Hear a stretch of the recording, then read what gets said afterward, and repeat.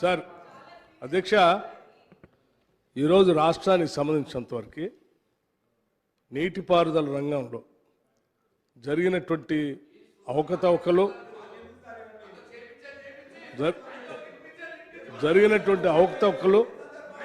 రెండు నదులపైన ఆనాటి గత ప్రభుత్వాలు 10 సంవత్సరాలు పాలన చేసిన టీఆర్ఎస్ పార్టీ నిర్మించినటువంటి ప్రాజెక్టులు ఆ రెండింటిని బేరీజ్ వేస్తూ తెచ్చుకున్న తెలంగాణ రాష్ట్రంలో ఏ నీళ్ల కోసం అయితే మనం ఆరాటపడ్డామో ఆ ఆరాటం పూర్తిగా నీళ్లలో పోసినటువంటి విధంగా నిధులన్నీ అయిపోయినటువంటి దృష్టాంతాలను చాలా స్పష్టంగా చక్కగా ఉత్తమ్ కుమార్ రెడ్డి గారు ఈరోజు మనకు ప్రజెంటేషన్ చూపించి చాలా కాళేశ్వరం అధ్యక్ష ఆడ కాళేశ్వరం చూస్తూ ఉంటే ఏంటి అధ్యక్ష అసలు నిట్ట నెలలోనే ఇట్లా చీలిపోయింది అధ్యక్ష అక్కడ పిల్లరు కనిపిస్తూ ఉంది. నేషనల్ డ్యామ్ సేఫ్టీ అధికారులు వచ్చి మేడిగడ్డ ఒక్కటే కాదు అన్నారం సుందీల పరిస్థితి కూడా ఎట్లాగే ఉండబోతోంది. మీరు తొందరపడే నీళ్ళు అందులో వదిలేరు అవి కూడా పోతాయని చెప్తా ఉన్నారు.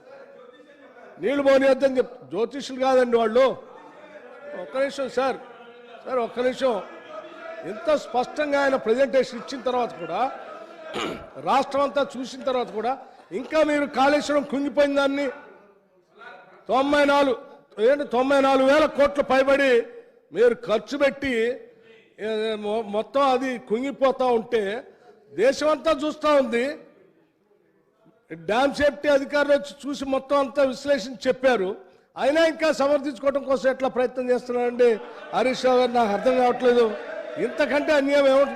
నేను చెప్తాను సార్ నేనేం వారు చెప్పిన లెక్కలే చెప్తా ఉన్నాను. మేము ఏడ ఖర్చు పెట్టాము ఏం చేసాం అంటున్నారు చెప్తున్నాను అధ్యక్ష.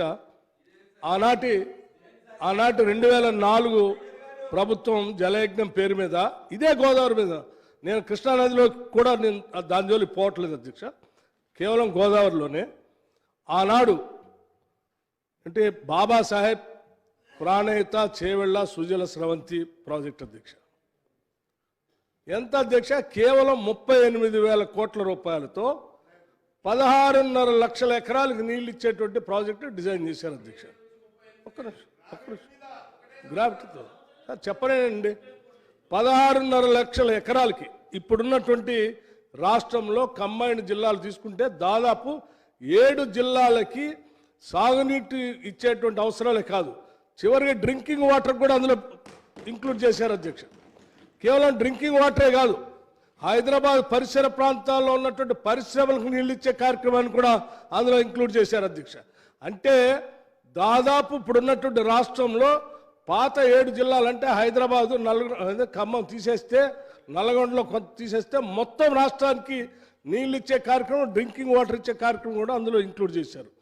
అంటే నేనేమంటున్నానంటే కేవలం 38,000 కోట్ల రూపాయలతో అయ్యేటువంటి ఆ ప్రాజెక్టులో రాష్ట్రం మొత్తానికి సాగునీళ్ళు ఇవ్వటమే కాకుండా ఈవెన్ మంచినీళ్ళ పథకాన్ని కూడా ఇంక్లూడ్ చేశారంటే మిషన్ భగీరథ పేరు మీద మీరు 50,000 కోట్లు బడ్జెట్ పెట్టారే దాన్ని కూడా దాంట్లో ఇంక్లూడ్ చేశారు. అంటే అది కూడా కలిపితే ఇంకా ఎంత భయంకరంగా ఉంటుంది ఈ లెక్క. నేను ఈ కాళేశ్వరం ప్రాజెక్టు మీద అధ్యక్ష 38,000 కోట్ల రూపాయలతో అయ్యేదాన్ని మీ అంచనాల ప్రకారం నేను రమారామ చెప్తాను. దాదాపు మీరే అంటున్నారు ప్రాణేత చేవెళ్ళకి వెనక ఫౌండేషన్ వేశారు, ఏం ఖర్చు పెట్టలేదు, అది చేశారు అంటున్నారు అధ్యక్ష. ఆ చేవేళ్ల కోసం ఆ రోజు ఇన్ఛార్జ్ మంత్రిగా శ్రీధర్ బాబు గారు, అక్కడ ఉన్నటువంటి సబితా ఇంద్రారెడ్డి గారు అక్కడ ఆ రోజు మంత్రిగా ఉన్నారు. మనందరం కలిసి పోరాటం చేసి ఆడ స్టోన్ లేపించి చేవేళ్ళకి కూడా నీళ్లు రావాలని చెప్పి గట్టిగా పోరాటం చేస్తే ఆ నుంచి చేసరావటం కోసం దాదాపు 10,000 కోట్ల రూపాయల దాకా ఖర్చు పెట్టారు. అందులో మొబిలైజేషన్ అడ్వాన్స్ తీసుకున్నారు, ఏడుపోయినాయి అంటున్నారు. మొబిలైజేషన్ అడ్వాన్స్ ఎవరికి ఇచ్చారు అధ్యక్ష? ఏమైనా లీడర్లకు ఇచ్చారా? ఇవ్వలేదు కదా. ఈపీసీ కాంట్రాక్ట్ ప్రకారం కాంట్రాక్టులకి ఇచ్చారని చెప్తున్నారు. 10 ఏళ్ళు మరి అధికారంలో ఉండి ఏం చేశారు మీరు? వాళ్ళతో పని చేయించాలి కదా. మొబిలైజేషన్ అడ్వాన్స్ ఇచ్చినటువంటి కాంట్రాక్టులతో పని చేయించి ఆ ప్రాజెక్ట్ని హ్యాండ్ ఓవర్ చేసుకోవాలి కదా.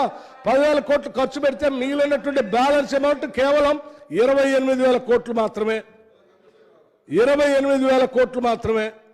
28,000 కోట్ల ప్రాజెక్ట్ని మీరు ఎంత పెంచారు అధ్యక్ష? 1,47,000 కోట్లు పెంచారు అధ్యక్ష. కేవలం 28,000 కోట్ల రూపాయలతో అయ్యేటువంటి ఆ ప్రాణేత చేవెళ్ల ప్రాజెక్ట్ని కాళేశ్వరం అని పేరు మార్చి రీడిజైన్ చేసి 1,47,000 కోట్లకు పెంచారు అధ్యక్ష. ఇది అయిపోయిందా? దీంతో పాటు ఇంక కిందికి వస్తే అధ్యక్ష రాజీవ్ సాగర్, ఇందిరా సాగర్ ఉండండి అధ్యక్ష, ఒక్క నిమిషం. రాజీవ్ సాగర్, ఇందిరా సాగర్ అధ్యక్ష, రాజీవ్ సాగర్, ఇందిరా సాగర్ కింద అధ్యక్ష 4 లక్షల ఎకరాలకి 16.5 లక్షల ఎకరాలు దీనికి అదే ఉండండి అధ్యక్ష. ఈ రాజీవ్ సాగర్, ఇందిరా సాగర్ కి బ్యాలెన్స్ అమౌంట్ వాజ్ ఒక్క నిమిషం సార్, బ్యాలెన్స్ అమౌంట్ ఖర్చు పెట్టాల్సింది కేవలం 1,420 కోట్లు మాత్రమే అధ్యక్ష. బ్యాలెన్స్ అమౌంట్ అంటే దాదాపు అది ఆ ప్రాజెక్టులు పూర్తి చేస్తే సంవత్సరానికి 500 కోట్లు ఇచ్చినా మొదటి 3 సంవత్సరాల్లోనే అయిపోయేది అధ్యక్ష. అయిపోతే దాదాపు 4 లక్షల ఎకరాలకు నీళ్లు అందించేటువంటి ప్రాజెక్ట్ అధ్యక్ష. అందులో 75,000 ఎకరాలు పక్క రాష్ట్రానికి పోయినా 3,25,000 ఎకరాలు ఇక్కడ నికరంగా మన రాష్ట్రానికి ఖమ్మం జిల్లాలో వచ్చేది కేవలం 1,400 కోట్లతో అధ్యక్ష. అది 1,420 కోట్లు, ప్రాణేత చేవెళ్ళ 28,000 కోట్లు. ఇక దేవాదుల అధ్యక్ష, దేవాదుల కోసం బ్యాలెన్స్ అమౌంట్ 2,227 కోట్లు, ఎస్ఆర్ఎస్పి స్టేజ్ 2 ఎక్స్టెన్షన్ కోసం 200 కోట్లు. మొత్తం కలిపితే గోదావరి నది పైన 32,848 కోట్లతో ఆయకట్టు ఎంత వచ్చేదో చెప్పనా అధ్యక్ష? రాజీవ్ సాగర్, ప్రాణేత చేవళ్ళ, దేవాదుల, ఎస్ఆర్ఎస్పి కలిపితే అయ్యే మొత్తం ఖర్చు 31,300 కోట్ల రూపాయలు మాత్రమే. సారీ, 32,848 కోట్ల రూపాయలు మాత్రమే. సాగులోకి వచ్చే ఆయకట్టు 31,30,000 ఎకరాలకి సాగునీళ్లు పారే అధ్యక్ష. అంటే కేవలం 32,000 కోట్లతో 31,300,000 ఎకరాలకి నీళ్లు ఇచ్చేటువంటి ప్రాజెక్టులు ఖతం చేసి రీడిజైన్ అని చెప్పి మీరు ఏం చేశారు అధ్యక్ష? దాన్ని 1,72,000 కోట్లు పెంచారు. కేవలం 32,848 కోట్లని 1,72,000 కోట్లకు పెంచి ఏమైనా ఆయకట్టు నీళ్ళు ఇచ్చారా అంటే ఇప్పుడే చెప్పారు మా ఉత్తమ్ కుమార్ రెడ్డి గారు. సున్నా అని చెప్తా ఉన్నారు. ఎక్కడ అధ్యక్ష? కేవలం 32,000 కోట్లతో మనం ఖర్చు పెట్టుకుంటే మొదటి 3 సంవత్సరాల్లోనే, గత దశాబ్ద కాలంలో మొదటి 3 సంవత్సరాల్లో సంవత్సరానికి 10,000 లెక్క ఖర్చు పెట్టినా గోదావరి నుంచి తెలంగాణ రాష్ట్రానికి 31,30,000 ఎకరాల నీళ్లు వచ్చే ప్రాజెక్టులను వదిలేసి రీడిజైన్ చేసి, అది కూడా రీడిజైన్ ఏంటో చెప్పిన అధ్యక్ష ఇప్పుడే ఉత్తమ్ కుమార్ రెడ్డి గారు చెప్తా ఉన్నారు. ఆ కాళేశ్వరం ప్రాజెక్టులట మేమే రిపేర్ చేస్తాం అని కొద్దిమంది చెప్తున్నారు అంటున్నారు. అప్పుడు కూడా ఇదే చెప్పారు అధ్యక్ష. ఇక్కడ కూర్చొని ప్రజెంటేషన్ ఇచ్చి ఈ రాష్ట్రంలో ఎవడో అవసరం లేదు, నేనే డిజైన్ చేస్తా ఉన్నాను, నేనే గట్టిస్తానని చెప్పి డిజైన్ చేసి ప్రజెంటేషన్ ఇచ్చారు కాళేశ్వరం. ఏమైంది అధ్యక్ష? మీరు మనం చూస్తాం చివరికి ఇందిరా ఇల్లు కట్టుకుంటానికి పోతే కూడా ఒక ఆర్కిటెక్ట్ దగ్గర పోతాం. 1,47,000 కోట్ల రూపాయలతో కట్టేటువంటి ఇరిగేషన్ ప్రాజెక్ట్ కాళేశ్వరాన్ని మీరు డిజైన్ చేస్తారా? మీరు ఇంజనీర్లా? ఏం చదువుకున్నారని అక్కడ ఉన్న ఇంజనీర్లు అందరిని వదిలేసి మీరు డిజైన్ చేసి 1,47,000 కోట్ల రూపాయల బడ్జెట్తో మీరు ఆ ప్రాజెక్ట్ కడితే ఏమైంది అధ్యక్ష? ఈరోజు నిట్ట నిలువున ఇట్లా ఇట్లా ఇట్లా ఇట్లా పగిలిపోయింది అధ్యక్ష. పిల్లలు అది దేని పనికిరాదు అంటున్నారు. ఆ కాళేశ్వరం సమూహరాట ఇంకా మిగతా ఏది చెప్తాను, మేడిగడ్డ లేకపోతే కాళేశ్వరం ఏముంది అసలు? అటువంటి ప్రాజెక్టులు మీరు అట్లా చేసి మళ్ళీ మేము రిపేర్ చేస్తాం అంటే కాళేశ్వరం కూలిపోయినట్టే ఉంటుంది. మళ్ళీ మీరు రిపేర్ మొదలు పెడితే అధ్యక్ష, మీరు తెచ్చుకున్న తెలంగాణ రాష్ట్రాన్ని గోదావరి నది నుంచి రావాల్సిన నీళ్ళని, కృష్ణా నది నుంచి రావాల్సిన నీళ్ళని ఒక్క చుక్కను కూడా తెలంగాణ రాష్ట్రాన్ని రానియకుండా లక్షల కోట్లు మాత్రం ఈ నీటి పారుదల ప్రాజెక్టుల మీద విపరీతమైన అవినీతి చేసి తిన్నారనేది కాగు లెక్కలతో సహా చెప్తా ఉంది. దీన్ని కూడా ఇంకా మీరు ఒప్పుకోకపోతే ఇంకేం చేస్తాం అధ్యక్ష? ఇవాళ ఉత్తమ్ కుమార్ రెడ్డి గారు ఏం చెప్తా ఉన్నారు? లేచి ప్రజెంటేషన్ ఇచ్చి అయ్యా మీ పుణ్యమా అంటూ ఇగో ఇది పగిలిపోయింది, అయ్యా మీ పుణ్యం అంటూ కింద ఈ పరిస్థితి వచ్చింది. రాజీవ్ సాగర్, ఇందిరా సాగర్ ఏంటి అధ్యక్ష, 1400 కోట్లతో అయ్యేదాన్ని ఎంత రీడిజైన్ చేసి ఎంత పెంచారు అధ్యక్ష? 23,000 కోట్ల కట్ట.